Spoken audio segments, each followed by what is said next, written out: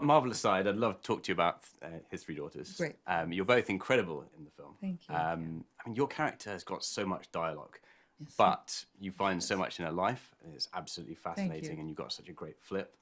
Your character is just so incredibly believable, and I think that's one of your real credits as an actress is like, whether you are doing Marvel or whether you're doing indie films or dramas, you always are just completely believable on screen. So I'd love to just talk about how you first came across the script, how you got into this project, and what was that moment when you thought, I've got to do this film. This is a drama I can't miss. Well, Carrie and I both, and thank you for saying those things. Carrie and I both know Ozza pretty well, separately. We hadn't met before, and so Ozza wrote these parts for the two of us and for Natasha, and I think that was a big part of why I wanted to be a part of it. He could have kind of put anything in front of me, and I would have wanted. He and I have been friends and have been trying to figure out how to collaborate again with one another for years. And so when I got to open the first page and I saw Katie, and then I flipped and Katie kept going, I actually thought, how incredible. Like I've never read a script that opens like that, that isn't a play. And so I thought that what he was trying to do with the language and the rhythm and the musicality of this script was so specific and clear, and how he was going to shoot it was so clear on the page as well. These isolated shots where we were not really sure our orientation as we were watching, but also the orientation of the character within the space that they're inhabiting. And I loved that the way he had written it really showed the journey he wanted the audience to go on with him. And yeah, so I think there are many reasons. And then also to just make something as with so much integrity as what he had built. He knew exactly how much money he had. There was no big small announcement, doesn't matter. It all gets lost. And then you go to a festival and you try and sell it. There's none of that. It was just, I have these three people I've worked with in the past who are able to give me this amount of money. It doesn't matter who I work with. These are the three actresses I want to work with on this project. And he wanted final cut, and he wanted to edit it. And I wanted to be a part of that project.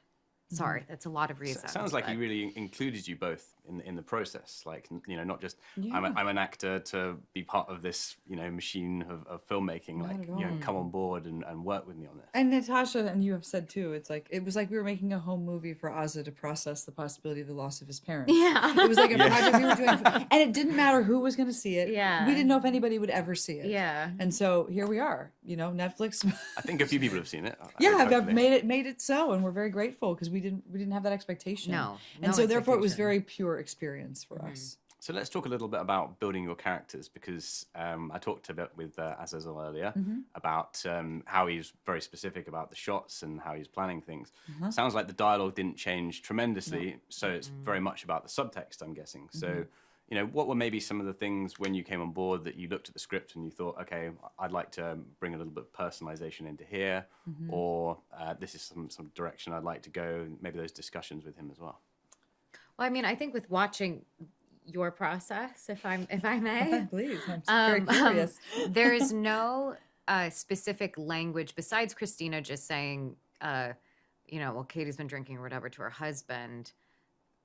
I when I read it, and this might be too much of a reflection of the way I look at the world, but I never read it thinking, oh, Katie has a drinking problem.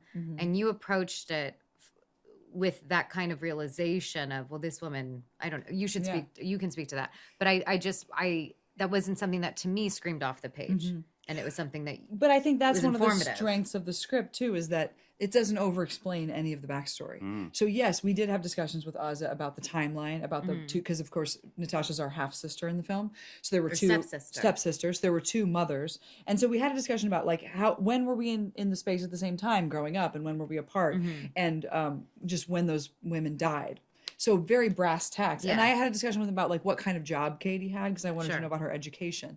But otherwise, everything was on the page.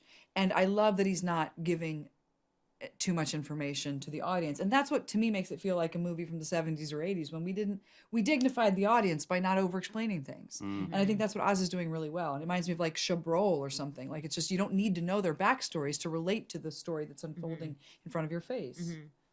And how is it working together and that collaboration and sort of building your sisterly? Because you're all such clearly defined, very different characters, and yet you glue in this glue.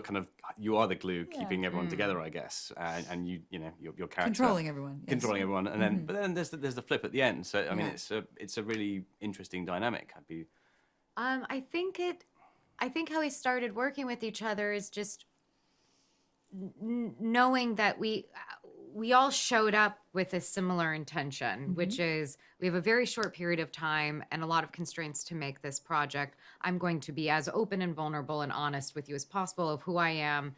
And I think sometimes when we start that process, not everyone has to do that, right? Not every actor cares to share in that way, and that's fine and totally doable. But I think we all signed up for something thinking, let's get messy with this.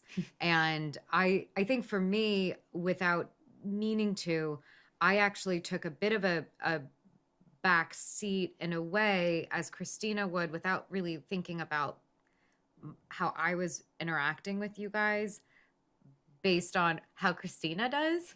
But I do think there's always like a bit of that happens. But you and Natasha are so highly intelligent and both incredibly verbal and funny.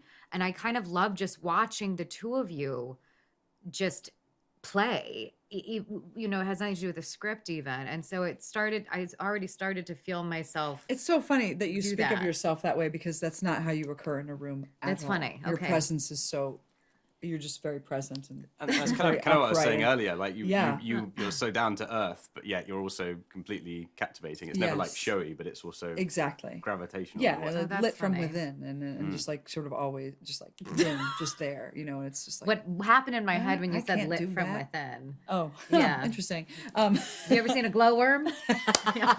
Charming. I had a little glowworm as a child, a little baby glowworm I carried around, sang songs to me. So what were some of the hardest bits? Of the shoot for you? Shooting the fight was hard just from a physical, just like because we're in this tiny apartment and figuring out how to like make sure the camera could see into the room while we were doing that. So you had to like artificially position to make sure they could see in. Yes. So there was some stuff like that was just because of the space. And then the language changed. There's so many interruptions, so we were really drilling. Yeah, when those interruptions were happening. Yeah, it wasn't improvised at all. It was very specific. Very specific, and we were drilling that as well. Yeah. And then also, I think the thing that was interesting for me is Carrie is a very strong woman, and I genuinely was holding her back. And the only other person that happened that I'm realizing is with Lily Rave, and both have crazy theatrical careers. So there's something about the confidence and the physicality. I mean, I can't. I'm very grateful you say that. You do in the stage. There's literally nowhere to hide your body. So if you're not acting with your whole body, it's pretty boring. Yeah. I mean, it was tough. So watch out for Carrie. Yeah. Watch out. Any last bits of advice? Maybe for actors trying to sort of break in, make good drama. I don't know, like when you're maybe sort of putting your minds back into earlier parts of your career when you're... Don't try to guess what other people want. Don't try to make yourself into the thing you think other people want. The most authentic work is going to come from who you are. So you would do well to do the work to find out who that is, and that's where the best art will come from. That's good. I'd leave it at that. Anything to raise that? No, I'd leave it at that. That's good. Okay, fantastic. And a very nice rendition of Five Little Duckies, I have to say. Oh, yeah. Oh, thank that you. was it's been actually stuck in my head the it is last a few bit days. of an earworm. Every now just sort of pops in and out. Yep, we were singing it too after that. Yeah, and Rodrigo's music on Ronte is so beautiful as well in the film. Yeah, incredible music. Well, thank you so much. Thank it's you, been Dom. an amazing chat, and very well done. It's great to watch this sort of caliber of drama and such real lived-in performances. Thank you. Thank you very much.